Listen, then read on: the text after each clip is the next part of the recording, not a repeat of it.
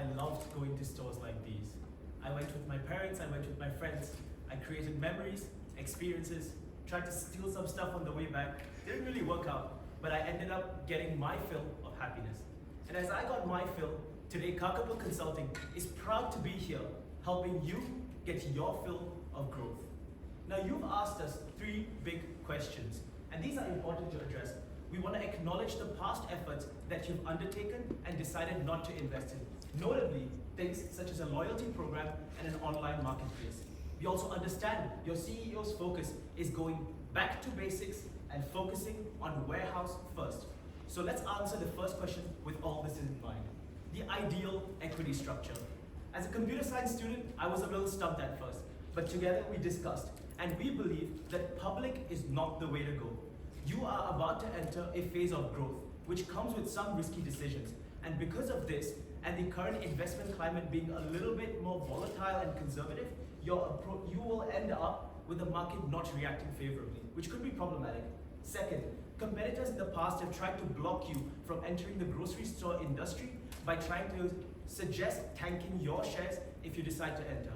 Thirdly, branding image as a result of being a public company. For all these reasons, we believe public is not a way to go. But what about private? There's 2 options.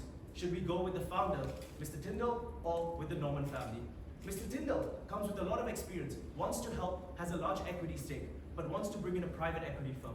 This comes with its own risks because the alignment of values may not be there and private companies are looking for a quick turnaround. Next, for the Norman family, they want to help, but they don't want to lose stake, and at the same time, they specialize in helping such businesses grow. For these reasons, we see that there isn't a choice, but rather an alliance to be formed. For that reason, we believe that Tyndall and Norman can come together to create a transformation. We remove the equity firm from the equation and we get these 2 people together with a 68% stake to come and take private ownership of the group. This comes with experience of Tyndall, the transformation capabilities of Norman, and no oversight from the PEs. Your second question was about priority. Now, e-commerce may seem like a great idea. High basket size, high CAGR, it all seems great. But there is strong competition in this space. Number 2, the convenience aspect of e-commerce applies primarily to Auckland, high density. And with people moving out of Auckland, that convenience may not remain as much. For these reasons, we believe that e-commerce is not as great of an idea as it might initially seem. Our belief is that we should be focusing on brick and mortar. You've got a massive land size, a massive land bank, and this is present even in rural areas across New Zealand. Your back to the basics focus on from the CEO means you should focus on the land and brick and mortar as well. And last but not least, e-commerce has not worked with all the case studies we've listed here that we can come from memory. I'm sure we can come up with more with the internet. For these reasons, brick and mortar is the way to go. But in brick and mortar, why did your sales drop in the last 1 year? For 3 key reasons. Price competitiveness, your initial advantage was gone with Kmart. 2, you did not adapt to the product offerings that customers wanted. And 3, a lack of clear differentiation. So what can we do next for these people? Now our belief is you shouldn't compete on price because it's a race all the way to the bottom and you'll end up in the valley of death. Next, you've adapted well to your product by getting essential foods into the system and you should continue with that. With this in mind, our belief is to differentiate from every other food provider. You should focus on in-store experiences around food. Next, for your customers, there are different customers requiring different things, but the one customer you should focus on specifically is families with kids. They have the highest room for growth, highest TVL, and they are the way forward. 4 insights in total, but I would like Gerald to tell us a little bit more about food. Thank you. Introducing our first strategy, filling your bellies, creating an in-store experience. Now let's take this journey through the eyes of my friend Artvid. Artvid walks past a Woolworths and a warehouse, but something smells good outside the warehouse. He walks into the warehouse and sees a dining area at the front of the store. On top of the table, there is the sign gobble and grab, encouraging him to gobble now and grab later. This has generated his footfall and draws his attention to none other than a live cooking station directly to the right of him. Now this is so special because this cooking station uses only warehouse groceries and also living and cooking equipment, meaning that Arvin, once he's had his delicious eggs and omelets or French toast, will head to the store to go and buy these items. Moreover, we know that over 40% of your annual report is dedicated just on sustainability. Hence, we want to allow the opportunity for sustainable disposal right in front of this booth. In total, this creates an increased time spent for Arvin in the store, as well as an increase in basket size. Okay, ring, ring, ring. Oh no! Arvin has 10 missed calls from his mother. He's in trouble. He needs to rush home. Thankfully, the warehouse now provides quick and easy bites. These are items that don't require refrigeration and can be delivered on the usual schedule. The beauty of this is that these items are so easy to make using the warehouse's existing capabilities of their own house brand and their existing certified facilities. Kaching, that's another thing in Arvid's basket. Oh, Arvid checks his phone properly and realizes that his mom wasn't actually going to scold him. Rather, she wanted him to help her click and collect. She is one of the many people that spend money primarily through this avenue.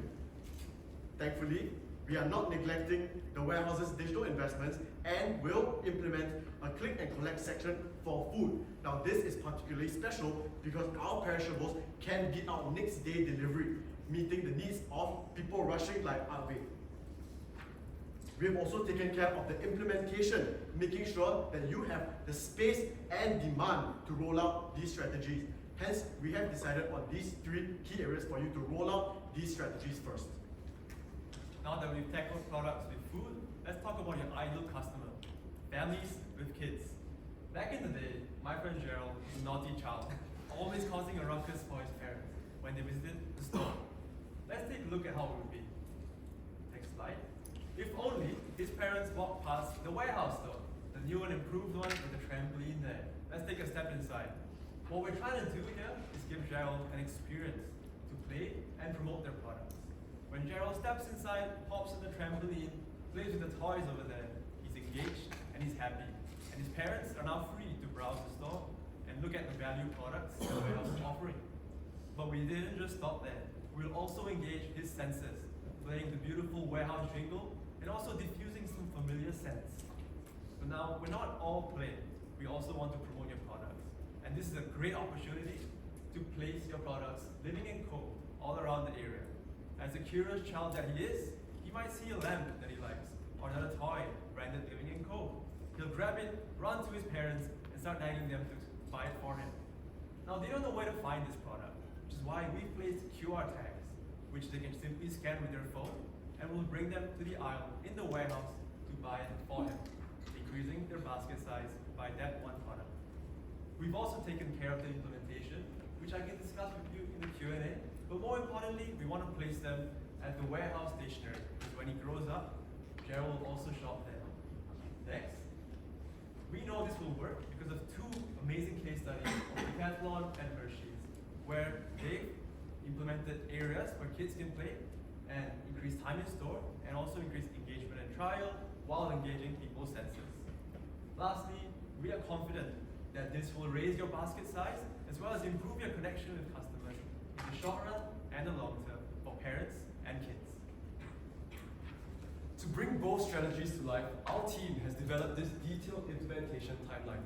The most important takeaway is that rollout of pilots can be conducted in 6 months and full commercialization can be done just over a year. In terms of impact, we have projected both in terms of cost, the cost projections are seen on screen for both our strategies. We have done so on a store level to ensure the unit economics are A-OK. But more importantly, our break-even is within 6 months, which is something that is realistic. Moving on to impacts, both for non-financial and financial. For non-financial impacts, we believe we can increase your net promoter score by up to 25%, increase time spent in store by 20-30 minutes, but more importantly, increase your revenue in rate share by up to 9.4%.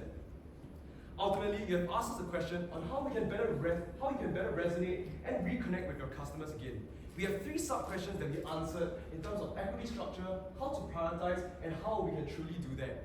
Ultimately, through our detailed analysis and creative ideas, we believe that you will be able to reconnect with your customer, ultimately being someone that would be able to serve the New Zealand community from now and for many years to come. Thank you.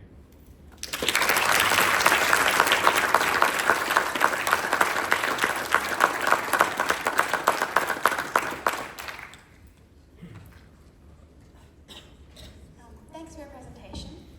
I wanted to dive a little bit into the feasibility of the sort of amounts you suggested to pull off both of the strategies. I think it was 35K in total to do both filling bellies and filling hearts for each store. How feasible do you think that is? And would the Tyndall and Norman collaboration have enough capital to fund this throughout the country? Christian, maybe you can talk a bit more about the feasibility of the 25,000 per store first, and then I can talk a bit more about the partnership. Perfect. I think our team has done a good job on detailed financial and revenue projections. What you would see here is everything from projections from one store a day to a store a year revenue along these entire time frames. We believe that if you have a conservative amount of just over $111,000, you'll be able to break, this is revenue, so we're assuming a 50% margin, you'll be able to break even in under half a year. So we believe that this is something that is feasible. Eva? In terms of the equity partnership that we're looking at, I think the plan at the end of the day is first and foremost to get out of the public market as fast as possible. Given that the cost is approximately 25,000, we do believe that there will be some spare cash available. So as they continue to scale their grocery division, which seems to be doing well currently, we hope that that itself can fund the stores one by one. If the grocery division isn't able to generate cash quick enough, we will slow down the implementation, but that is something we have considered for now. I hope I've answered your question. Yeah, I just wanted to explore and answer question one a bit further. If you've taken away the index listing, which is my access to public capital, potentially taking away the private equity, which is the financial sponsor, and other access to capital. I mean, is it enough to not have enough capital? Is it enough to go with a strategy which is kind of self-funding, I guess you're saying, versus investment up front? Right. So just to clarify, at the moment our understanding is that there's approximately a 48% ownership currently with the founder, Mr. Tyndall, and 20% ownership with Mr. Norman. So this is money that's already in. The remaining, I believe, 100 minus 60, 32% is what we believe that these two can use connections in order to help subsequently fund. So we're open to the idea of getting more investors in place. We just believe that the public market, with the current circumstances surrounding the company, might not be the way to go forward. The most important reason for us was the competitive pressure that they faced a couple of years ago. We do not want them to stifle their growth because of their potentially unfavorable situation of being publicly listed. So that was something that we wanted to consider. Certainly a lot here. And the equity structure, you've certainly put another alternative that is a combination of the two. I just worry about the strength of the strategy to turn around what is a business that was very successful, but its key success factors have gone away, and they've got some very focused competitors across the thing. Did you give consideration to sort of say, well, you talked of the money, but of 35,000 or 110,000, did you actually consider you only had a day? If you added a couple of noughts to that, if you really hit it hard, might be necessary. And is there a point where if you had to put in 100 million, would you still recommend it? Right. So just to clarify the question, it's whether the strategy itself is feasible enough to make that debt strong enough. Right. I think absolutely. Once again, referring back to this beautiful sensitivity analysis, you can see on the extreme right corner, I think this is something that we considered. For example, if we tweak the assumptions in the drivers a bit, you would see that, for example, if 20% of people that go to stores were to increase their basket size by 15%, it will lead to a significant change in revenue from up to 57 million.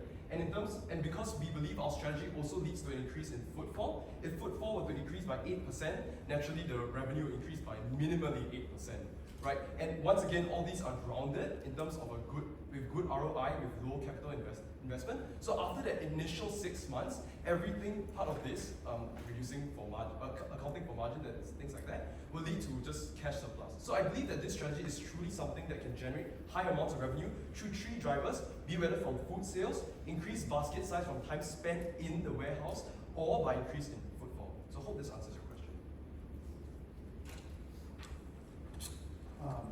I may have missed it. There's going to be an ability to eat at the store, right? Yep, that's right. And the price point on that, would it be like going to McDonald's for a meal, cheaper, more expensive? How have you thought about Right, absolutely. eating in the store? Sorry. Not the grocery store. Sorry, not the grocery store. Okay, yeah, so perhaps I will just answer the more strategic aspects of that question, the price considerations, and then I'll hand it over to my colleague Christian, who will run you through the impacts. Right, so just to summarize, both of the items which we are initially proposing, the omelettes and the French toast, will be at the very affordable price of $3 each. Right, the idea here is to make it a no-brainer for customers to come in, experience this, have a good time, fill their bellies, and then proceed to buy the synergistic goods that they had just tasted or that their food was cooked. Christian? Once again, referring to this beautiful analysis, with $3 here, we project this impact. But more importantly, we are not so fixated on the price here. Moving forward, if this were to catch up in terms of popularity, we could definitely scale that price, and it kind of answers your question too in how much growth potential this recommendation could have.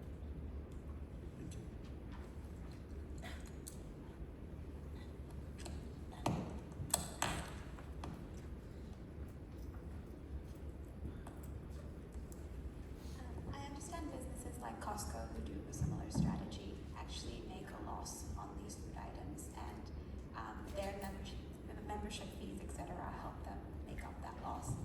You wouldn't be suggesting something similar in the warehouse, and I again think you would need significant capital to pull off what you've suggested with the food stalls, the click and collect for each of the food sections, etc. What is your consideration for that? Yes, I'd love to take that. So from our understanding, Costco offers quite a wide variety, and their commitment has always been to offer a cheap product, regardless of inflation. So this would require them to collect a lot of fees in terms of membership fees and other revenue that they generate from the store. But what we've suggested is a slightly more sustainable idea, where we pick and choose ingredients from our own stores to support the food that's produced in-house. So in that way, it's slightly more sustainable. Yep, and in order to minimize the operating expense, we're actually going to be using very simple infrastructure. Rather than setting up the entire kitchen, we'd be using camping stoves with a connected gas at the site, just so that we ensure that our cost is kept minimal. And we believe that in terms of regulations or in terms of the need for any form of papers, it wouldn't be much of an issue for us as well. One of the biggest challenges behind this is, these families are going through very much a cost of living crisis in New Zealand over the last 12 months. How is this strategy going to compete with the likes of Temu, which you mentioned? Right, so I can take that. I think the big differentiator for us versus companies like Temu is the convenience aspect of things. Temu, from my experience, took 3 months to deliver a lapel a couple of months ago. So in that aspect, we see that this would be better. We also understand that families would come in with a clear goal in mind of what they want to purchase. So for those reasons, we're not necessarily pushing anything extra in their direction. They are price sensitive, but considering the fact that they also have kids, and also accounting for the fact that for any of the toys that Advait has mentioned, we're making sure that they are price competitive with all the competitors in the area. With all these things considered, we're making sure that they're not taking any additional cost that they could have otherwise mitigated by going somewhere else. Does that? Yeah, perfect. And in terms of format and that, you're just basically keeping the same stores and then improving the operation That's right. of them. It's in a short period of time, I think some of the, and it's been an impression probably picked up, it's not only the spend per customer, it's just the straight up number of customers, not in the store. It's an interesting change that you're pushing, and I can see what you're saying, all right, but I still have that slight worry, is it sufficient Right. given their position? That's all, but thanks. Yep. We also recognized that they've seen increasing footfall recently, and we want to latch onto that. These strategies help to increase the amount of time in the place, which has directly correlated in the past for other stores to increase basket size. So that is ultimately the intention: increase time, increase basket size, and through these viral strategies, increase the number of people coming in. I don't have any questions. You focused on families so much. Do you think part of the strategy to address other demographics and Right. It is. It's Sorry, a- Taylor. Sorry to do this again. Thank you for your presentation.